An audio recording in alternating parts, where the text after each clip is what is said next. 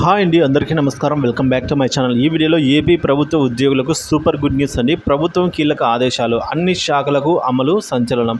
పూర్తి వివరాలను అయితే ఈ వీడియోలో తెలుసుకుందాం. వీడియోని ఎక్కడే కానీ స్కిప్ చేయకుండా ఎండ్ వరకు చూడండి, అప్పుడే పూర్తి ఇన్ఫర్మేషన్ అర్థమవుతుంది. వీడియోకి ఒక లైక్ కొట్టండి ఫ్రెండ్స్. వీడియోలోకి అయితే వెళ్ళిపోదాము.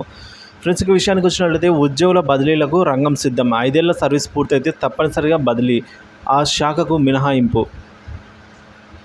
సో ఆంధ్రప్రదేశ్ ప్రభుత్వం ఉద్యోగుల బదిలీలకు ముహూర్తం ఖరారైంది. బుధవారం రాష్ట్ర ప్రభుత్వ ఉద్యోగుల బదిలీలకు సంబంధించిన ఉత్తర్వులు అయితే వెలువడనున్నాయి. సో ఈ నెల ఆఖరులోగా ఉద్యోగులను బదిలీలు చేయాలని రాష్ట్ర ప్రభుత్వం నిర్ణయం తీసుకుంది. అన్ని ప్రభుత్వ శాఖల్లో ఉద్యోగుల బదిలీలను చేయాలని స్పష్టం చేసింది. ఉద్యోగుల బదిలీ నేపథ్యంలో రెవెన్యూ సదస్సుల నిర్వహణ కూడా వాయిదా పడింది. ఏపీలో ప్రభుత్వ శాఖల ప్రక్షాళనకు ఉద్యోగుల బదిలీ తప్పనిసరి అని రాష్ట్ర ప్రభుత్వం భావిస్తోంది. ప్రభుత్వ కార్యాలయాల్లో పాతుకుపోయిన సిబ్బంది కారణంగా క్షేత్రస్థాయిలో సమస్యలు తలెత్తనున్నాయా అనే ఫిర్యాదులు ఉన్నాయి.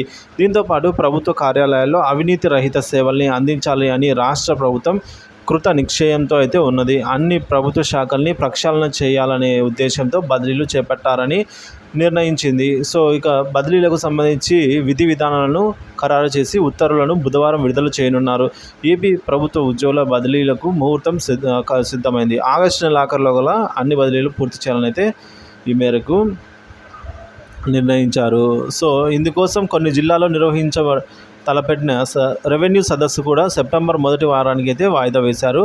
ఉద్యోగుల బదిలీలకు సంబంధించి తేదీలు, మార్గదర్శకాలపై బుధవారం జీవో వెలువడుతుందన్నమాట. ఇప్పటికే విద్యా సంవత్సరం ప్రారంభమై తరగతులు మొదలు కావడంతో కొన్ని ఎంపిక చేసిన ప్రభుత్వ విభాగాల్లోనే బదిలీలు ఉంటాయి. ప్రధానంగా రెవెన్యూ, పోలీస్, పంచాయతీరాజ్ శాఖ, గ్రామీణాభివృద్ధి, పురపాలక, గ్రామీణాభివృద్ధి శాఖలు, వివిధ ప్రభుత్వ విభాగాల్లోని ఇంజనీరింగ్ ఉద్యోగులు, గ్రామ వార్డు సచివాలయ ఉద్యోగులు తదితర విభాగాల్లో ఉద్యోగుల్ని బదిలీలు అయితే చేస్తారు. ఉద్యోగులు, వైద్యుల వంటి రోజువారీ పాలన వ్యవహారంతో సంబంధం లేని విభాగాల ఉద్యోగులకు ఈ ఏడాది బదిలీలు ఉండవు. సో 2024 జూలై 31కి ఒకే చోట 5 ఏళ్ల సర్వీస్ పూర్తి చేసుకున్న ఉద్యోగుల్ని తప్పనిసరిగా బదిలీలు చేయాలని ఉన్నత స్థాయి సమీక్ష నిర్వహించారు. ఒకే చోట 5 ఏళ్ల సర్వీసు పూర్తి కాని ఉద్యోగుల పరిపాలనా పరమైన అవసరాలు లేదా అనారోగ్య కారణాలు లేదా స్పౌస్ కేస్, అలాగే వ్యక్తిగత విజ్ఞప్తుల మేరకు అయితే బదిలీలు చేస్తారు.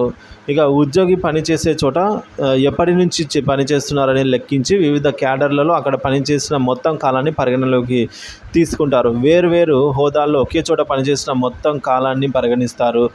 ఇక గిరిజన ప్రాంతాల్లో 2 ఏళ్లకు మించి పనిచేస్తున్న వారు, 40% కంటే ఎక్కువ వైకల్యం ఉన్న దివ్యాంగులు, మానసిక వైకల్యం ఉన్న పిల్లలు కలిగిన వారికి అయితే బదిలీలలో ప్రాధాన్యత ఇస్తారు. ఉద్యోగి భార్య లేదా భర్త, పిల్లలు, తల్లిదండ్రులు తీవ్ర అనారోగ్యంతో ఎవరైనా బాధపడుతూ ఉంటే అటువంటి ఉద్యోగికి వారి వైద్య సదుపాయం అవసరమైన ప్రాంతాలకు అయితే బదిలీ చేసేందుకు ప్రాధాన్యత ఇస్తారు.